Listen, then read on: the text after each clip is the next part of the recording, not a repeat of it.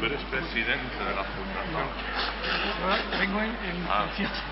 Soy jefe de bomberos de Ávila. Es verdad. Y represento a la Fundación Fuego, pero no soy. Gracias.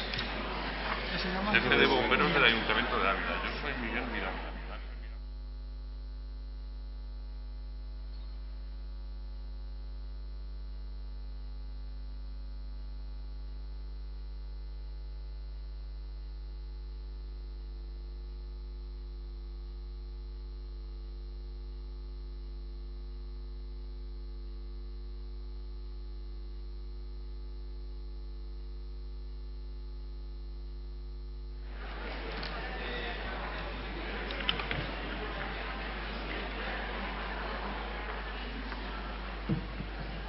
Buenos días, bienvenidos a la Biblioteca Nacional de España, donde hoy vamos a asistir a esta jornada técnica sobre seguridad en archivos, bibliotecas y museos. La verdad es que cuando el presidente de la Comisión de Patrimonio y alcalde de la Comisión de Patrimonio del Grupo de Ciudades Patrimonio de la Humanidad y alcalde de la ciudad de Ávila, don Miguel Ángel García Nieto, me propuso acoger en la biblioteca estas jornadas, no lo tuvimos que pensar mucho. Pensemos que esta biblioteca, pues desde el año 1711, custodia ni más ni menos que la memoria escrita de este país. Tenemos cerca de 30 millones de unidades, como llamamos los bibliotecarios, de ítems bibliográficos, que no solo son libros, sino también estampas, dibujos, mapas, registros sonoros, en fin.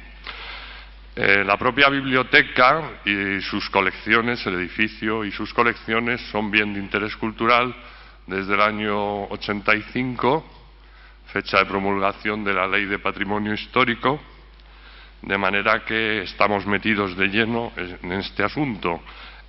Esperamos que la jornada sea fructífera, que todos aprendamos mucho. Agradecemos al área de seguridad y mantenimiento los esfuerzos para que los requerimientos técnicos de la jornada se hayan cumplido y agradecer también a las entidades colaboradoras y patrocinadoras el hacer posible la celebración de esta jornada. Ahora voy a pasar la palabra a Alfredo Delgado, que es jefe de bomberos del Ayuntamiento de Ávila y representante de la Fundación Fuego. Buenos días. Pablo Muñoz, que es el presidente de la Fundación Fuego, no ha podido estar por razones personales, se incorporará en el transcurso de la mañana y me ha dejado a mí este muerto. La verdad es que intentaremos hacerlo lo mejor posible. En primer lugar, quiero agradecer al Grupo Ciudades Patrimonio de la Humanidad de España y a la Biblioteca Nacional el permitirnos colaborar con ellos en estas jornadas que yo creo que van a ser bastante importantes. Quiero agradecer asimismo al ilustrísimo señor alcalde de Ávila y presidente de la Comisión de Patrimonio y Ciudad del Grupo Ciudades Patrimonio de la Humanidad y a don Miguel Ángel Miranda, el que presidan este acto de inauguración de estas jornadas. Hemos de agradecer también la participación o el patrocinio que por parte de TICO, LPG y 3M Ibérica han hecho a estas jornadas y la colaboración inestimable en la organización de Iberes y SIT. Quiero agradecerles también a todos ustedes, asistentes, su participación, porque sin ustedes estas jornadas no se hubieran podido realizar. Creo que es importante que se esté sensibilizado con todos los temas de la protección del patrimonio en una sociedad que yo creo que tenemos el deber y la obligación de protegerle y dejarle a las generaciones venideras en las mejores condiciones posibles. En estas jornadas están enmarcadas dentro del convenio del Grupo Ciudades Patrimonio de la Humanidad y la Fundación Fuego para contribuir de manera conjunta a proteger los conjuntos históricos y los bienes culturales que albergan. Difundir los trabajos y las actividades que desde el año 2006 venimos realizando dentro de la comisión. Esta tarde Pablo Muñoz les presentará una ponencia con todos los trabajos que hemos realizado en este sentido, en la protección del patrimonio en los cascos históricos de las ciudades patrimonio. La Fundación Fuego es la primera fundación en España orientada exclusivamente a la seguridad contra incendios en emergencias. Nace con la visión clara de contribuir a mejorar los niveles de seguridad y protección contra incendios y, por tanto, ayudar a salvar vidas y bienes. La Fundación es promovida por la APTB, que es la Asociación Profesional de Técnicos de Bomberos, fundadora de la misma y que transmite valores de marca blanca, sin mayor interés que prestar un servicio a la sociedad. La Fundación es el vehículo más adecuado para cumplir esta función y convierte en un verdadero centro de prevención, como ocurre en el resto de los países más avanzados en seguridad contra incendios en el mundo. Es declarada de utilidad pública desde el mismo momento de su constitución. El objetivo de la Fundación es difundir la importancia de la prevención en toda la sociedad. Sus actividades van encaminadas a la organización de cursos de formación en protección contra incendios, en la realización de jornadas técnicas como esta, en proyectos sociales, detección de incendios en el hogar, protección de personas con discapacidad y actividades con niños. Participación en actividades con niños y el Día de la Familia, por ejemplo, en Alcorcón, y la participación en ferias profesionales importantes. El mes que viene estaremos en Chile, en Sicur, en los días 3, 4 y 5 de abril, presentando unas ponencias en representación de España. Quisiera también, por último, presentar a nuestro moderador, don Enrique Llur, de Chus Parsi, que es un gran profesional y un gran amigo. Yo creo que te va a tocar lidiar con esta corrida, que lo haces muy bien además, y nada más. Muchas gracias. Muy bien.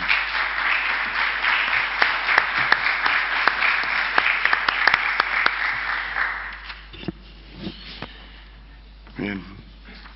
Señor director cultural y de Relaciones Institucionales de la Biblioteca Nacional, don Miguel Ángel Miranda, muchísimas gracias por abrir la puerta de la Biblioteca Nacional al Grupo Ciudades Patrimonio de la Humanidad y a una iniciativa, yo creo que formidable cuando pensamos en la seguridad de nuestro patrimonio histórico. Querido Alfredo, buenos días y gracias también por tu colaboración y tu participación siempre docta y siempre importante en unas jornadas como estas. Señora concejala, queridas amigas y queridos amigos, me dirijo a ustedes como representante del Grupo de Ciudades Patrimonio Mundial de la Humanidad de España y en el cargo que actualmente ostento de presidente de la Comisión Informativa de Patrimonio y Ciudad. Ya es un hecho irrefutable que el patrimonio que hemos heredado de nuestros antepasados es único e insustituible. Como ya nadie niega que es obligación de toda la sociedad promover su salvaguarda y conservación de forma que podamos transmitirlo a las generaciones venideras. Debemos protegerlos porque pocas expresiones del ser humano y de su forma de estar en el mundo tienen tanta carga simbólica y tanta carga material. Esta labor de protección que debemos tutelar desde las instituciones no siempre se ha llevado a cabo con la eficacia a la que estamos obligados, desgraciadamente. Prueba de ello fue el devastador incendio que en el año 2006 destruyó la antigua residencia de los condes de Valle de Salazar, sede del Obispado de San Cristóbal de la Laguna, en Tenerife, una de las principales joyas arquitectónicas que conforman el casco histórico de La Laguna, declarado Patrimonio de la Humanidad por la UNESCO en el año 1999. Este hecho, que desde el grupo se vio como una gran tragedia, nos sacudió con fuerza y nos obligó a analizar con ojo crítico todas las medidas de prevención que estábamos tomando en cada uno de los bienes de cada una de las ciudades que conformamos la asociación. El Grupo de Ciudades Patrimonio Mundial de la Humanidad de España se constituyó en Ávila el 17 de septiembre de 1993 y ya en los estatutos de aquel momento se reflejaba como uno de sus fines, seguramente el primero, actuar conjuntamente en la defensa del patrimonio histórico y cultural de las ciudades declaradas Patrimonio de la Humanidad, realizando proyectos y propuestas comunes para ser presentadas y tramitadas ante las administraciones españolas e instituciones mundiales. Esta protección también debe tomarse contra los incendios y emergencias y debe estar al servicio de un proyecto de un país con futuro, construido alrededor de los valores e identidades de nuestra historia y de nuestra herencia cultural. La necesidad de proteger no debe impedir, antes al contrario, debería fomentar la modernización de las normas técnicas, infraestructuras y servicios. Preservar el patrimonio, adaptar los usos y funciones sin poner en peligro otros valores, requieren de concertación y alianzas entre los diversos agentes implicados, tanto públicos como privados. Tras el suceso acaecido en La Laguna, la Asamblea de Alcaldes ordenó la inmediata puesta en común de nuestros jefes de bomberos, quienes, sin perder el tiempo, se constituyeron en un grupo de trabajo que ha actuado de manera incansable desde el año 2006 para trabajar en la protección contra incendios de nuestro patrimonio histórico y cultural. Han redactado una ordenanza tipo que facilita la preservación, favoreciendo el diseño de planes preventivos que evitan catástrofes de tanta magnitud como las que se han vivido y, en casos extremos, que minimicen los daños producidos tanto en los edificios como en el patrimonio mueble, debatiendo sobre políticas de prevención y formas de intervención, desarrollando protocolos de actuación para la preservación de obras de arte, registros bibliográficos para la planificación de obras o reformas de mantenimiento, entre otras, organizando y participando en reuniones, en cursos y en jornadas, publicando documentación técnica, facilitando información y servicios de asesoramiento, diseñando planes formativos dirigidos a quienes tienen que intervenir directamente en caso de peligro, los bomberos y el personal que trabaja en los centros que custodian nuestros tesoros. Estas jornadas son un ejemplo de lo que estamos trabajando en cuanto a planes formativos. Si hace 15 días se estaba impartiendo en Ávila un curso dirigido a quienes saben de fuego, pero no tanto sobre patrimonio, hoy precisamente inauguramos esta jornada para informar a quienes sabéis de patrimonio, pero no tanto sobre fuego. Son ya numerosos los cursos y jornadas que hemos organizado, numerosas las personas a las que hemos tratado de formar en tan importantes materias. Y por ello nos hemos sabido en la obligación de transmitir al resto de la sociedad española todo lo ya investigado y trabajado por nuestros técnicos.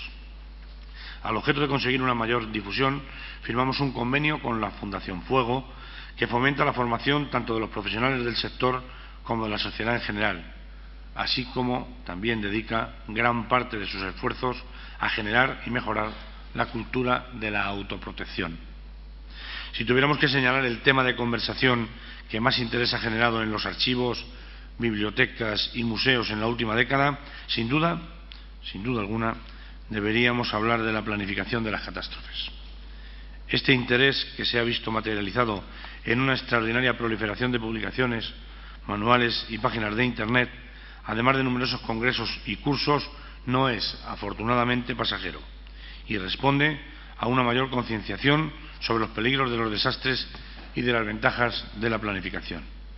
El otro día, cuando inaugurábamos las jornadas de Ávila, una de las máximas venía a ser esta: las catástrofes no se pueden evitar, pero sí se pueden planificar, y sí podemos planificar sobre todo la reacción, es decir, cómo debemos obrar para minimizar los efectos de la catástrofe. Por todo ello, espero que estas jornadas sean fructíferas, que se logren los objetivos del programa y que sirva para mejorar la protección de nuestro patrimonio cultural.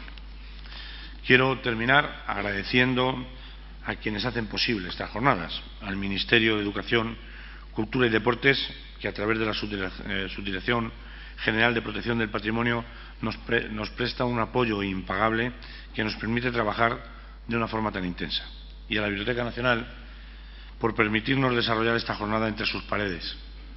¿Qué mejor sitio que este edificio que custodia tan riquísima colección y una parte tan importante de la memoria colectiva española y universal? Gracias también a las empresas que colaboran por su ayuda, y muchas gracias a todos ustedes por asistir, porque estoy seguro que de lo que ustedes aprendan dependerá en gran medida la seguridad de la historia viva de nuestro país. Muchísimas gracias.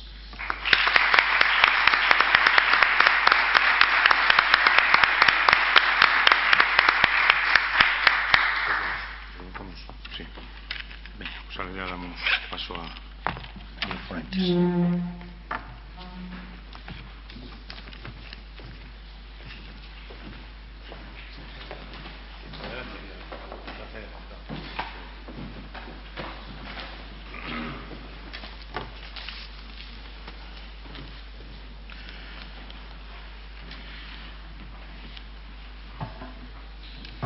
Sí. Bien, buenos días a todos. Como decía el alcalde, estamos en un edificio emblemático donde nuestra misión es proteger bienes insustituibles, ¿vale? Me gustaría destacar y agradecer la asistencia que nos prestan en este congreso la primera promoción de asistentes de congresos de Afanias. Y vamos a comenzar las jornadas. Las jornadas pretendemos que sean unas jornadas activas, que generen debate, puesto que es la mejor manera de mostrar nuestro interés por las mismas. El primer ponente es nuestro buen amigo Arsenio Sánchez, restaurador de la Biblioteca Nacional y entiendo que conocido por la mayoría de todos vosotros. Y un buen colaborador del Grupo Español de Ciudades Patrimonio y de la Fundación Fuego. Nos va a hablar de la protección del patrimonio histórico-artístico en archivos y bibliotecas y, sobre todo, como os decía, Arsenio es un gran profesional de todos estos asuntos de seguridad de patrimonio y de conservación de obras de arte y, sobre todo, vuelvo a insistir, generemos debate, que sean unas jornadas activas. Muchas gracias. Arsenio, cuando quieras. Bueno, en primer lugar quiero agradecer a la organización el que haya tenido la deferencia de invitarme. Realmente creo que el tema de la prevención de catástrofes en archivos y bibliotecas es un asunto no interesante desde el punto de vista de la conservación, sino un asunto vital. Yo creo que una de las experiencias más traumáticas a las que se puede enfrentar un archivero o un bibliotecario es encontrarse un día que abre la puerta a su archivo y se ha inundado. O, mucho peor, que le llamen los bomberos y le digan que está ardiendo, que está saliendo humo por las ventanas de su archivo. Bien, desde hace unos años venimos trabajando en intentar desarrollar una serie de protocolos y de formas de trabajo para poder desarrollar una respuesta adecuada a los desastres. En parte, he tenido el privilegio de asistir al nacimiento de este interés. Recuerdo que a finales de los años 80, John McCleary publicó un folleto con la UNESCO en el que se hablaba de liofilización de material bibliotecario después de inundaciones, algo que conmocionó al mundo de la conservación, porque de pronto se empezó a decir que había que congelar los libros para poder salvarlos, y eso formaba, estábamos acostumbrados a tratar siempre la documentación con sumo cuidado, y de pronto decir que los libros había que meterlos en congeladores y someterlos a unas presiones atmosféricas en las que se secaban, parecía como algo mágico, ¿no? Poco tiempo después, Luis Crespo y John McCleary publicaron un libro en el que aparece por primera vez una serie de indicaciones sobre cómo se tienen que salvar las bibliotecas y archivos. Y a partir de ahí, desde el año 99 en adelante, han ido apareciendo cada vez más publicaciones y cada vez más interesantes. Desgraciadamente, el crecimiento de la bibliografía no ha ido acompañado de un interés cada vez más importante desde el punto de vista institucional. Y es algo que no es un fenómeno típico español. Siempre nos echamos la culpa a los españoles por ser como somos, ¿no? Pero es algo que se repite en todos los países de nuestro ámbito. Realmente en países que tienen una gran experiencia en materia de planificación, parece que la bibliografía oculta que realmente las bibliotecas y archivos tienen unas carencias a la hora de planificar. Bien, mi intervención va a intentar hacer un repaso a esas necesidades a la hora de planificar los desastres en los archivos y las bibliotecas, ver cómo se ha ido produciendo este acercamiento de los archiveros y bibliotecarios al mundo de la planificación de desastres, y también quisiera comentar algo acerca de cómo los profesionales del fuego o de la intervención en situaciones de calamidad están incorporándose a las necesidades. Es algo que surgió con Ciudades Patrimonio de la Humanidad. La verdad es que fue un regalo profesional la primera vez que pude trabajar con ellos, porque yo siempre he querido ser bombero, ¿no? De pequeño todos los niños queremos ser bomberos de mayores. Y bueno, a través de la conservación, pues yo realmente estoy cumpliendo muchas de mis frustraciones, ¿no? Entre otras cosas, pues poderme meter en un camión de bomberos, actuar en un casco histórico, jugar con el fuego, jugar con extintores y realmente aprender, que es lo que a mí me interesa. Yo no sé si tengo que hacer algo para poner la presentación. Así que les vamos a intentar plantear esta primera intervención. No va a ser excesivamente densa, porque en 45 minutos tampoco podemos descubrir los grandes secretos de la planificación de desastres en archivos, ¿no? Sino simplemente hacer un breve repaso acerca de cuáles son los elementos fundamentales en los que tenemos que trabajar cuando vamos a desarrollar una planificación de desastres. Porque realmente tenemos todos la idea equivocada de que los desastres solo suceden cuando uno está viviendo en una época de calamidad o cuando vive en un país subdesarrollado o cosas similares. Siempre buscamos excusas para no hacer el trabajo. Pero realmente los desastres son una enorme amenaza para el patrimonio bibliográfico y documental. Los desastres siempre están presentes. De hecho, en los mayores desastres de los últimos 20 años en Europa se han producido precisamente en la locomotora económica de Europa, en Alemania, donde en el año 2009, si mal no recuerdo, se hundió un gran archivo histórico de una importancia fundamental, como es el Archivo Municipal de Colonia, y 2 años antes había ardido una biblioteca Patrimonio de la Humanidad. Esto, además, llovía sobre mojado, porque en el 2002 también Alemania había sufrido el azote de las grandes inundaciones que sucedieron en el verano y que arrasaron cascos históricos como el de Praga, y también tuvieron consecuencias importantes en Colonia y en otras ciudades del sur de Alemania. Realmente existen las amenazas. Las amenazas únicamente se tienen que concretar cuando se dan una serie de fenómenos, pero los riesgos siempre están ahí. Siempre hay riesgos naturales que están determinados por la situación en la que se ubica la biblioteca. Evidentemente, en Madrid no vamos a tener una tormenta tropical, ni vamos a tener un tsunami. Bueno, si tuviéramos un tsunami sería un tsunami ya importante, ¿no? Pero sí es cierto que existen una serie de riesgos asociados al entorno en el que se encuentran los diferentes centros. Por ejemplo, el sur de España, en Andalucía, es una zona sísmica reconocida de alta sismicidad. En Canarias hay volcanes. En el norte de África constantemente se están moviendo las fallas y esto podría provocar daños en el sur de España. Así que nosotros tenemos que pensar que esas amenazas están ahí. Realmente nosotros no vamos a tener un tsunami, pero ¿quién dice que no se va a desbordar el río Manzanares o que de pronto pues todos los túneles del metro que horadan el subsuelo de Madrid se hunden a la vez, tragándose pues todos los edificios que hay en el entorno? Hay otra serie de riesgos que no tienen que ver con la naturaleza o con la ubicación de las bibliotecas, sino con la desgracia que tienen las instituciones en las que hay personal trabajando dentro de ellas. Realmente un archivo es un archivo porque hay documentación, pero también hay personas.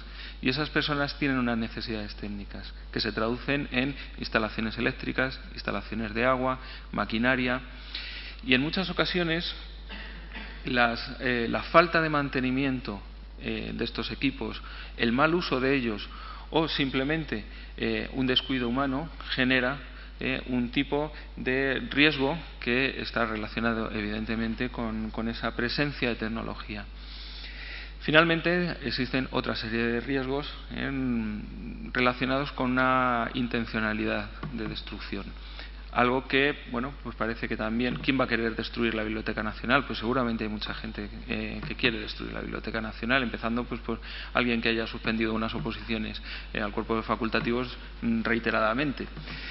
Probablemente es una de las cuestiones en las que más se está trabajando, en intentar proteger a las bibliotecas contra la intencionalidad destructora mediante una serie de protocolos de seguridad, una serie de planes de seguridad que evidentemente siempre van por detrás de la intencionalidad de los delincuentes a la hora de destruir. Bien, pues estos riesgos están ahí presentes y los tenemos que asumir como propios, de la misma forma que cuando subimos a un avión pensamos que el avión puede caer. Y además, lo peor es que no se trata de una cuestión de gente pesimista, ni de agoreros, ni de conservadores que no tienen otra cosa que hacer más que machacar con la idea de que un desastre puede acabar con la biblioteca. Realmente hemos conocido numerosos desastres. El siglo XX se conoce como el siglo de los desastres. De hecho, está bautizada así en el libro de Fernando Báez sobre la destrucción de bibliotecas. Y lo peor es que esto no termina en el siglo XX, sino que continúa y continuará. Mientras existan bibliotecas y exista patrimonio y exista tecnología, van a existir desastres. Realmente hay una serie de hitos en la destrucción de bibliotecas. En algunos casos tienen que ver con una intencionalidad castigadora, vengativa o simplemente saboteadora del patrimonio bibliográfico y documental, porque también el patrimonio es algo contra lo que hay que luchar desde el punto de vista de los criminales. Hay que destruir el patrimonio para destruir etnias, hay que destruir el patrimonio para destruir religiones, hay que destruir el patrimonio para destruir ideas políticas. Y fruto de ello, pues por ejemplo, fue la destrucción más importante de la Primera Guerra Mundial, la destrucción de la Biblioteca de Lovaina, en un acto de castigo a los resistentes. Las tropas alemanas destruyeron el casco histórico de toda la ciudad de Lovaina y además se ensañaron con su biblioteca. Nada que ver con lo que va a ser la Segunda Guerra Mundial, en la que se va a destruir nuevamente la biblioteca reconstruida de Lovaina, pero además se va a causar un quebranto al patrimonio bibliográfico. Solo hablando de bibliotecas, en Rusia se calcula que fueron quemados más de 200 millones de volúmenes. Además de las bibliotecas alemanas, la destrucción intensísima del casco histórico de ciudades italianas, francesas, alemanas, checas, Hungría, Rusia, etcétera. Una de las catástrofes de las que no nos podemos olvidar, porque precisamente es la que nos recuerda que somos mortales y que lo que lleva años, siglos en construir, en organizar y en mostrar puede ser destruido en pocos días. Bien, ya en épocas más recientes, el hecho de que pasara la Segunda Guerra Mundial, que nos volviéramos un poquito más civilizados, pues no significa que no se hayan seguido destruyendo bibliotecas de forma intencional, como fue el caso de las guerras de Yugoslavia. Pero también, en épocas de paz, se han destruido bibliotecas en algunos de los países más desarrollados de nuestro entorno. Por ejemplo, la Biblioteca Pública de Los Ángeles ardió, causando la mayor tragedia bibliotecaria en Estados Unidos en su historia.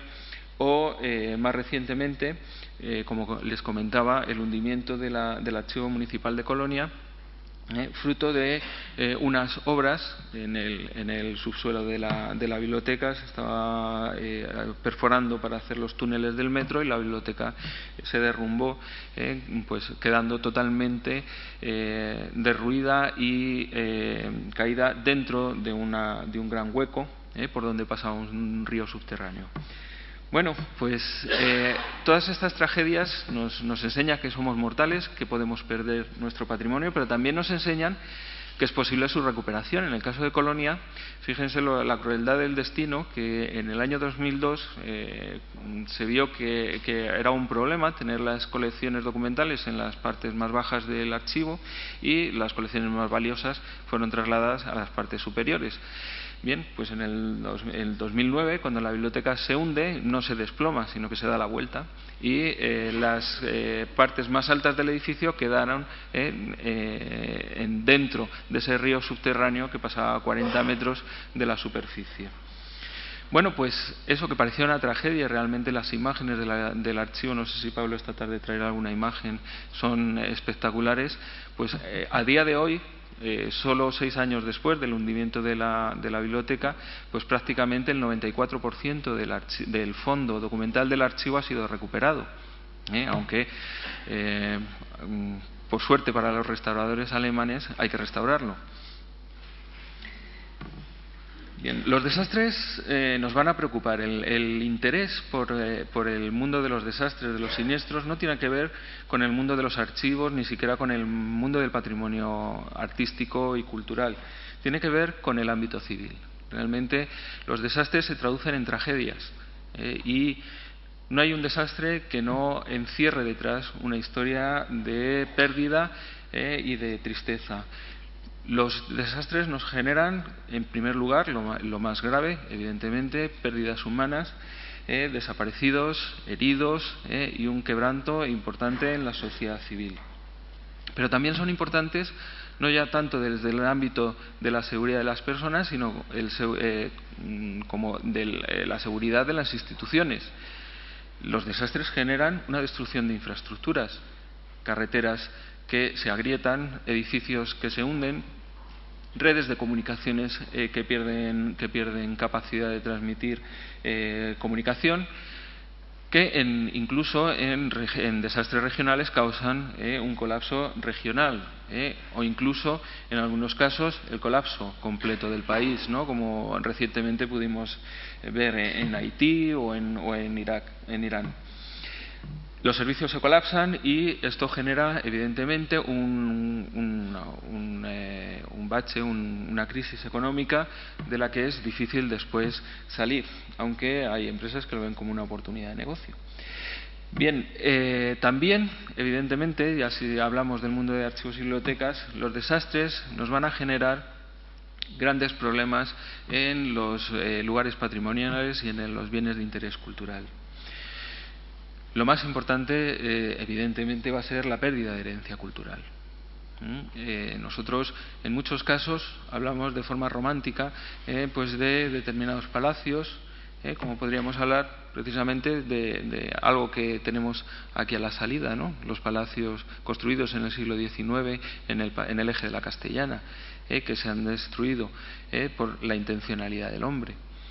O si nos vamos a cuestiones ya de desastres, pues por ejemplo la Biblioteca de Sarajevo, o el Instituto de Estudios Orientales, o innumerables piezas del patrimonio bibliográfico y documental destruidas durante la Segunda Guerra Mundial.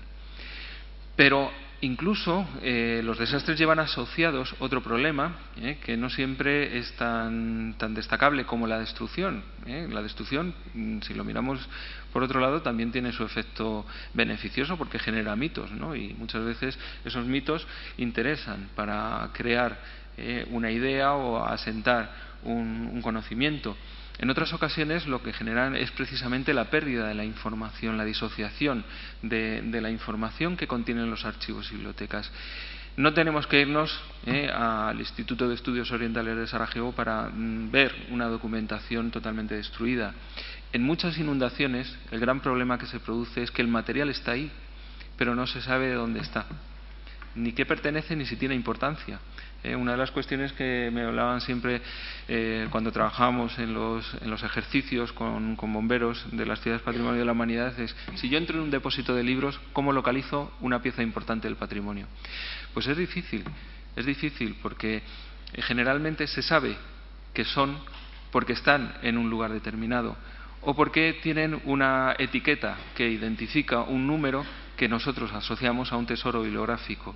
Pero si sucede un desastre, la etiqueta se cae, el libro cae al suelo, es transportado por el agua en la arrollada y se queda mezclado con una gran cantidad de papeles, restos de mobiliario, cajas vacías, etcétera, ese documento queda disociado y pierde su valor cultural.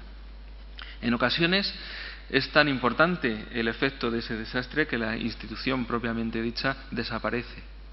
Hoy en día existe una Biblioteca Nacional de Bosnia y Herzegovina, pero no es la Biblioteca de Sarajevo. Es un sustituto que tiene una importancia infinitamente inferior a la que tenía la Biblioteca de Sarajevo en el año 92.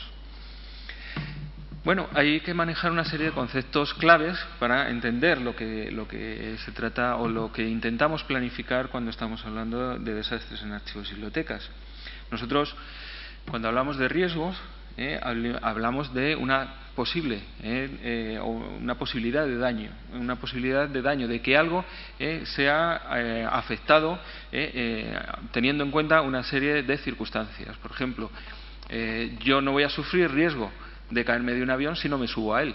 El hecho de subirme a un avión implica el riesgo de que ese avión se pueda caer. En el caso de las bibliotecas y archivos, pues hay riesgos cuando, por ejemplo, nosotros tenemos estanterías mal asentadas en el suelo, estanterías de baja calidad, estanterías sobrecargadas, y ese elemento inadecuado genera el riesgo de que los libros se caigan al suelo. Si yo tengo instalaciones obsoletas o las tengo sobrecargadas de enchufes de baja calidad, tengo un riesgo de que se produzca un cortocircuito y, por tanto, un incendio en la institución. O si yo tengo unas cubiertas que no están correctamente mantenidas, que no controlo el estado del tejado o el estado de las bajantes, lo más probable es que se me produzca una inundación. Pero, sin embargo, esos son riesgos. No quiere decir que el problema se esté produciendo. Cuando yo voy a hacer una planificación, yo tengo que analizar esos riesgos. Tengo que analizar, viendo la realidad que tengo, cuáles son los elementos que tengo que corregir, pues, para evitar esas inundaciones, la pérdida de los documentos o incluso el robo. Cuando nosotros hablamos de emergencias, estamos hablando de algo que normalmente forma parte ya de la vida habitual de las bibliotecas, el plan de emergencias.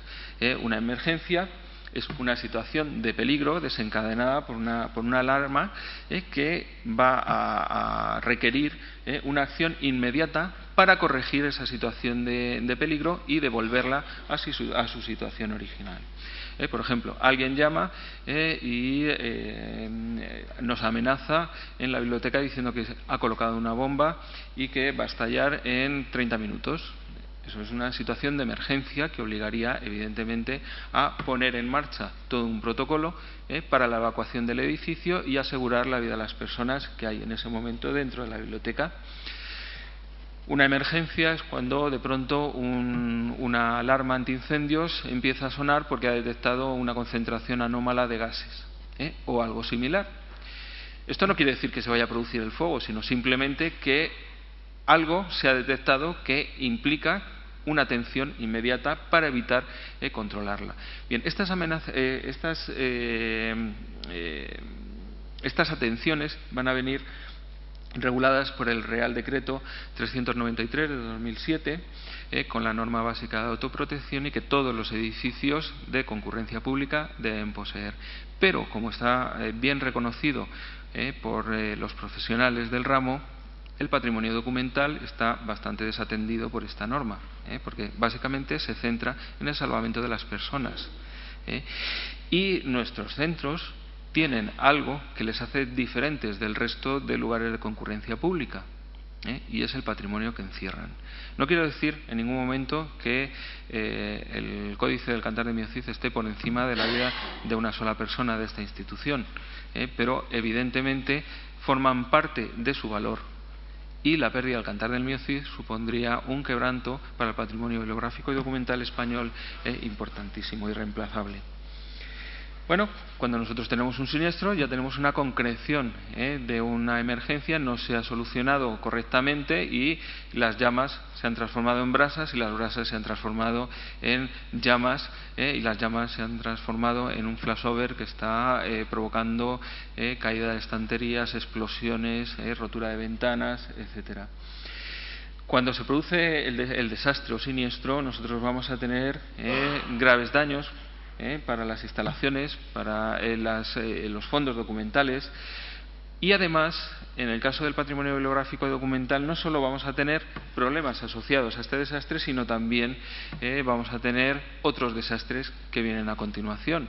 En el caso de un incendio, lo más probable es que haya que atacarlo con agua. El ataque del fuego no solo se realiza en el depósito donde está ardiendo la documentación, sino que es necesario enfriar las zonas colindantes, con lo cual, si se trata de depósitos documentales, también estaremos dañando por agua esas colecciones. Pero una vez que está el incendio controlado, el papel o los documentos tardarían días en evaporar esa cantidad de agua en su superficie o en su contenido, y ello nos provocaría un nuevo siniestro, que sería una plaga de microorganismos, de hongos, etcétera. Y luego llegaríamos los restauradores y causaríamos otra tragedia para la biblioteca, el quebranto económico a la hora de restaurar todos esos fondos. Bien, cuando nosotros hablamos de los riesgos que amenazan al patrimonio bibliográfico y documental, como les decía al principio, todos esos riesgos están en nuestro entorno, pero no solo en nuestro entorno exterior, también están entre nosotros. El enemigo vive con nosotros. Nosotros nos encontramos riesgos en el entorno, fuera en el edificio, que es necesario evaluar para que nuestras instituciones estén preparadas para soportar los diferentes riesgos. Como bien dice en la norma ISO 11977 para la edificación de archivos con fines de conservación a largo plazo, las bibliotecas, archivos, etcétera, no deben estar construidas nunca en lugares de riesgo. Y si existiera un riesgo de carácter climatológico, geológico o en el entorno, que sea un entorno susceptible a sufrir algaradas o algún tipo de manifestación, el archivo debe estar construido teniendo en cuenta esos riesgos, y debería estar protegido para evitar esos riesgos. Estos riesgos en el entorno deben ser planificados antes de la edificación del archivo o de la biblioteca, y si no lo han sido porque se trata de una biblioteca, como es este caso, edificada en el siglo XIX, se tienen que poner los mecanismos que hoy en día nos permiten la tecnología para desarrollar un sistema de seguridad adecuado. Como digo, pueden venir por el medio ambiente, pero también pueden venir estos riesgos no solo por la geología o por la climatología, también pueden venir por el entorno político, por la situación económica, de falta de mantenimiento, o también pueden venir por el desarrollo de determinadas actividades en la zona donde se ubica la biblioteca. También nos vamos a encontrar riesgos en la construcción, evidentemente son muy importantes en los edificios más antiguos.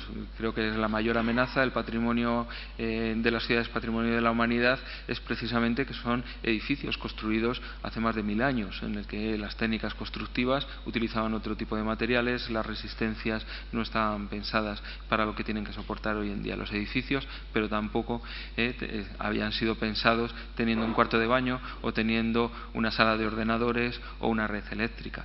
Así que nos vamos a encontrar instalaciones obsoletas, instalaciones que no están debidamente mantenidas, que no se cumplen los planes de emergencia que determina que una instalación debe ser revisada cada cierto tiempo, o porque nos encontramos instalaciones que son peligrosas dentro de las propias instalaciones. Evidentemente, una sala de ordenadores tiene una serie de riesgos, como tiene un cuarto de calderas o un cuadro eléctrico.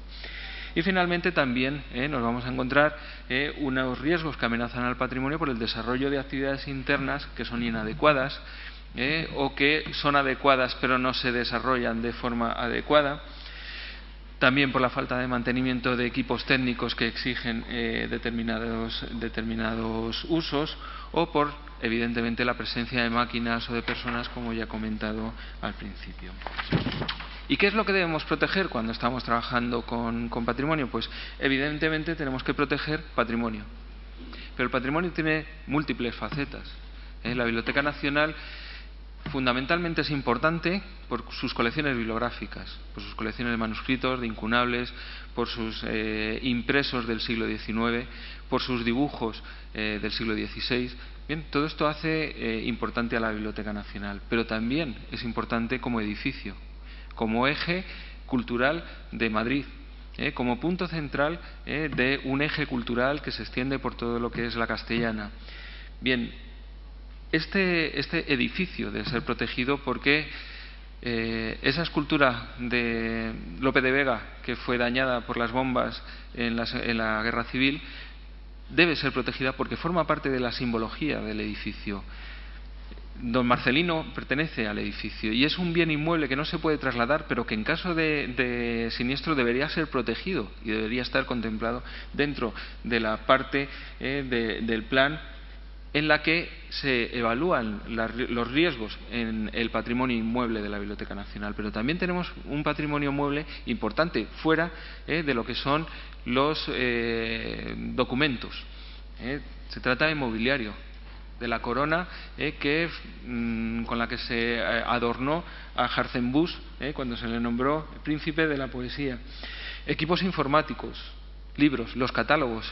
Detrás de la exposición Piel sobre tabla tienen el catálogo topográfico de la Biblioteca Nacional, el corazón de la institución, realmente una de las piezas fundamentales que deberían ser contempladas en el plan de desastres. Pero también tenemos esculturas, tenemos cuadros en las paredes. Y también, aparte, tenemos una serie de valores que son intangibles, que no se pueden tocar, que son referentes, que forman parte de nuestro entorno. Un árbol que ha visto guerras civiles, que ha visto reedificaciones, que ha visto incluso levantar esta propia Biblioteca Nacional, es algo que simboliza la permanencia y son símbolos culturales que deben ser mantenidos en los planes.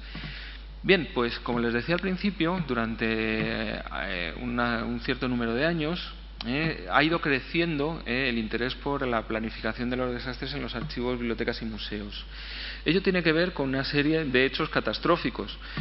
Realmente fue la Segunda Guerra Mundial y los efectos culturales que tuvo la Segunda Guerra Mundial la que llevó a la creación del Protocolo de La Haya para la protección del patrimonio cultural en caso de conflicto armado.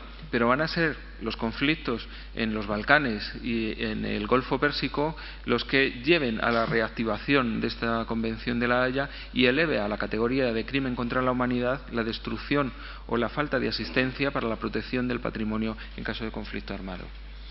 Así que diferentes desastres nos llevan a una mayor concienciación. En el caso de Alemania, el hecho de sufrir la Biblioteca Anna Amalia un incendio voraz hace unos años llevó a la creación de los diferentes comités del Escudo Azul y a la creación de los protocolos para las instituciones culturales. También hay que reconocer el papel de las asociaciones bibliotecarias y profesionales en el desarrollo de este interés. Por ejemplo, el programa de preservación y acceso de la Federación Internacional de Asociaciones Bibliotecarias ha catalizado el desarrollo de los principales planes de intervención en el patrimonio en las bibliotecas nacionales a partir de los años 90. Y, como bien decía anteriormente el alcalde de Ávila, la proliferación de estudios parciales. No digo cada día, pero sí están apareciendo cada vez publicaciones que tratan el tema desde un punto de vista cada vez más técnico, lo cual es muy importante, porque antes los que escribíamos sobre desastres hablábamos de generalidades. No, si usted tiene una inundación, mejor sé que los libros, ¿no? Y eso no llevaba a nada. Ahora cada vez las publicaciones son más técnicas, se dan referencias, se dan direcciones.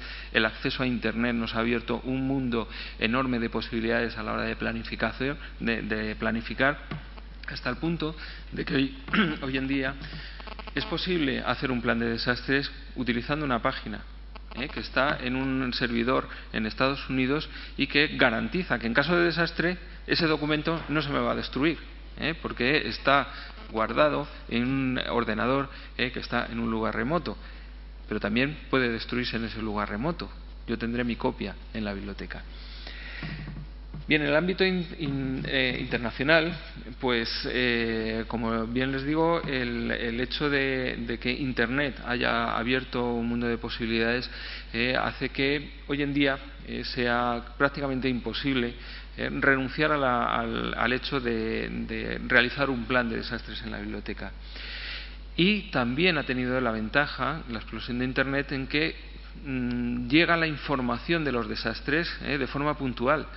Yo recuerdo en 1999, 2 días antes de salir yo para hacer un viaje profesional, ardió la Biblioteca Universitaria de Lyon.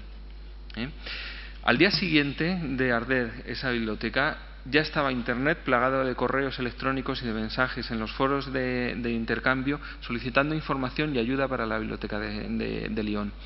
Esto era a mediados de julio de 1999. En septiembre, la biblioteca ya estaba prestando libros a los usuarios, a pesar de que había destruido violentamente sus depósitos, gracias a la recolección y a los donativos de otras bibliotecas universitarias francesas, de particulares, etcétera, que cedieron sus fondos hasta que la propia biblioteca pudiera empezar a funcionar. Así que Internet, una de las muchas ventajas que ha tenido es que ha dejado los desastres han dejado de ser un asunto propio de haitianos o de etíopes para ser algo que forma parte de nuestra vida cotidiana, que ya no es un asunto tampoco su planificación de 4 conservadores norteamericanos que no tienen otra cosa mejor en la que gastar el dinero, sino que se ha convertido en una necesidad hoy en día en archivos y bibliotecas.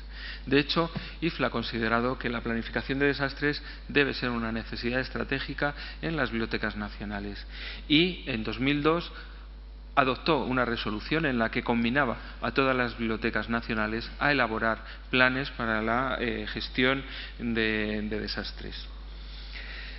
Bien, y con esto llegamos a lo que queríamos llegar.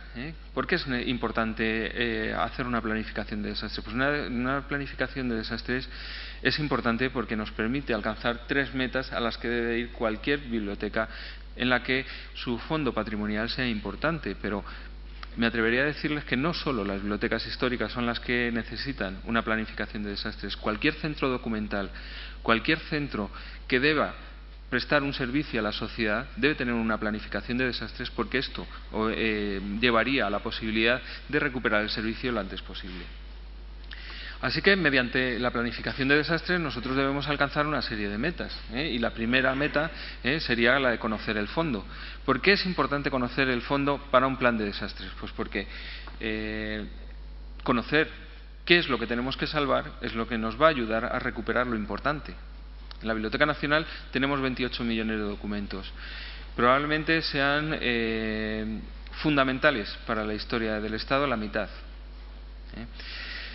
La otra mitad no es que no sea importante, es que puede ser que haya otras copias, puede ser que podamos recuperarlo en otras bibliotecas, o incluso podamos tener copias alternativas que nos permitirían el uso de un documento que en sí mismo no es especialmente valiosa como objeto, pero sí es importante la información que nos está transmitiendo.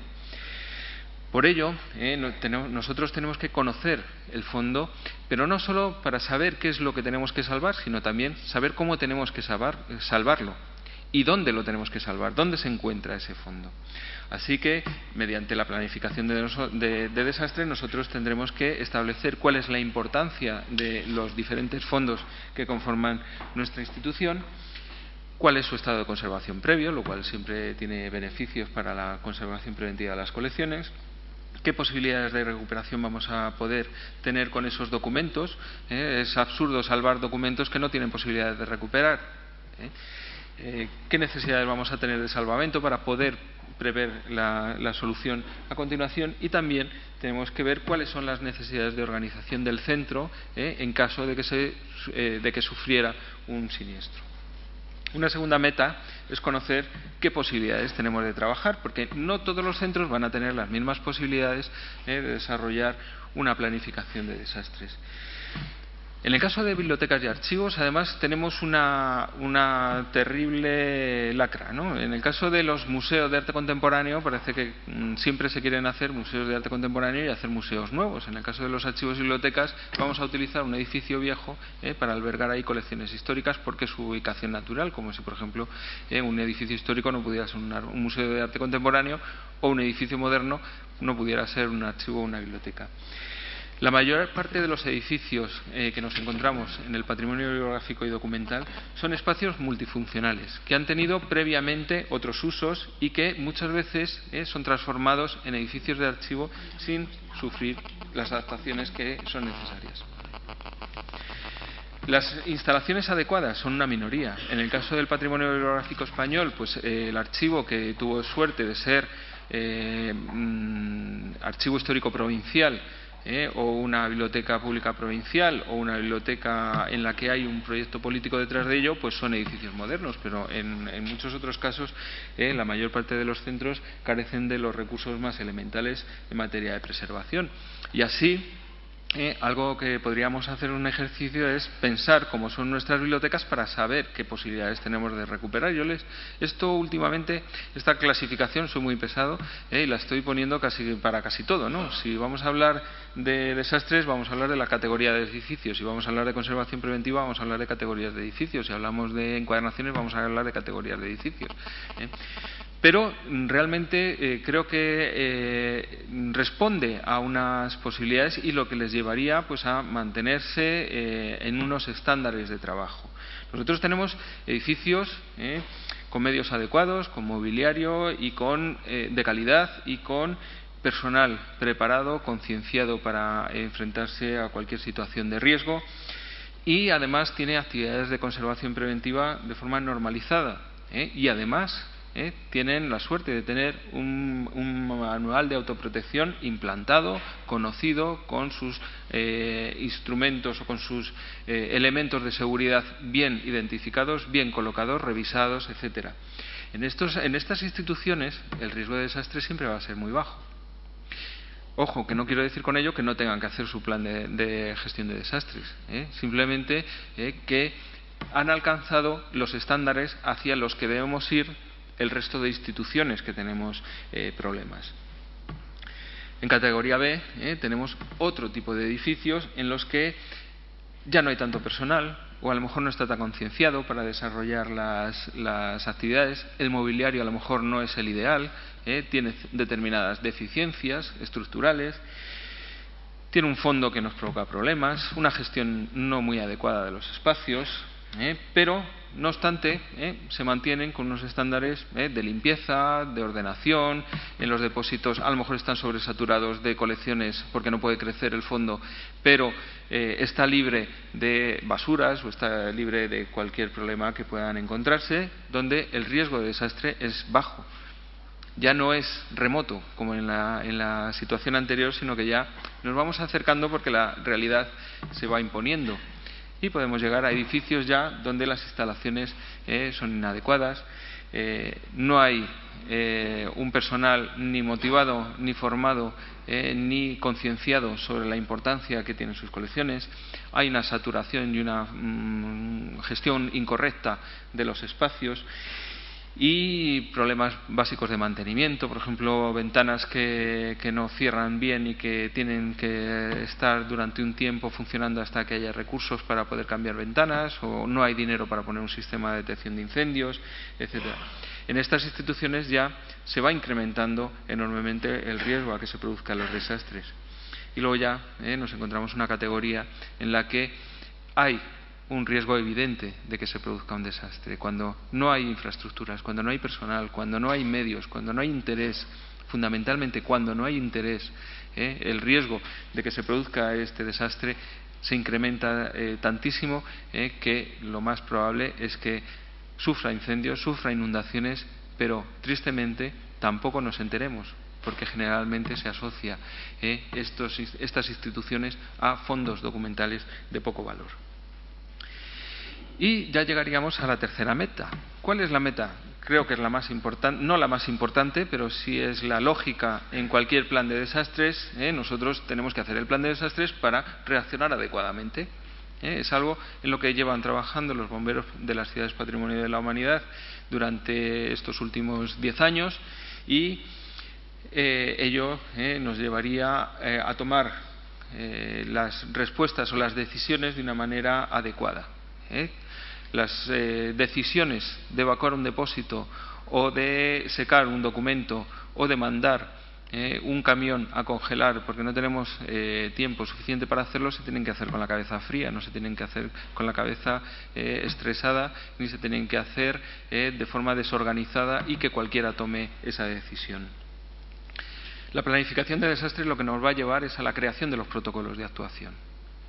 Y estos protocolos de actuación son la guía que nos va a permitir desarrollar un salvamento de colecciones de forma adecuada y con el menor quebranto posible para la institución. Y no hablo solo del quebranto que produciría la destrucción del patrimonio por el uso de determinadas operaciones inadecuadas, sino la realización de estas tareas con el menor coste económico posible para la institución y también con el menor coste posible de tipo bibliográfico o archivístico a la hora de desorganizar las colecciones.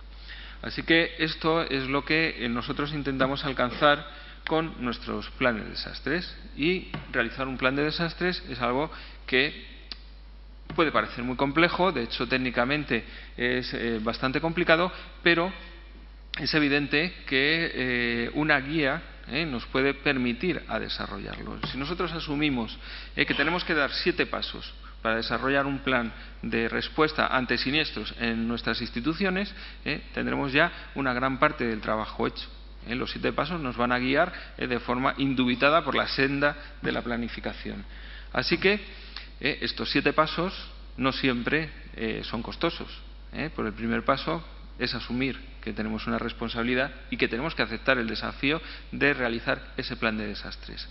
En muchas ocasiones la gran traba que nos encontramos a la hora de desarrollar un plan de desastres es que no se nos sigue. No encontramos personal que esté capacitado y tampoco está motivado, o nos encontramos una falta de medios importante. Bien, pues una vez que aceptamos que tenemos que realizar ese plan, a partir de ahí vamos a desarrollar todos los pasos siguientes adecuándonos a ese desafío que hemos aceptado a la vista de los problemas que nos vamos a encontrar desde el punto de vista de personal, del punto de vista técnico, del punto de vista económico.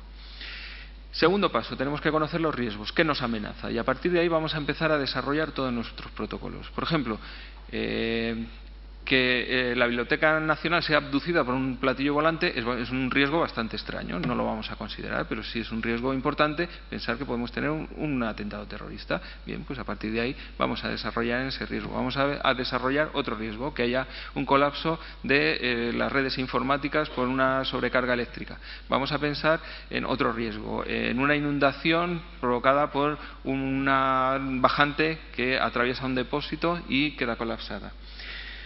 En tercer lugar, tenemos que conocer el edificio desde el punto de vista de los riesgos, pero también desde el punto de vista de sus posibilidades técnicas. ¿Dónde están las colecciones? ¿Dónde se ubican los fondos más importantes? ¿Por dónde tengo que extraer la documentación? ¿Dónde los puedo depositar para hacer un triaje con seguridad? Eso es también fundamental.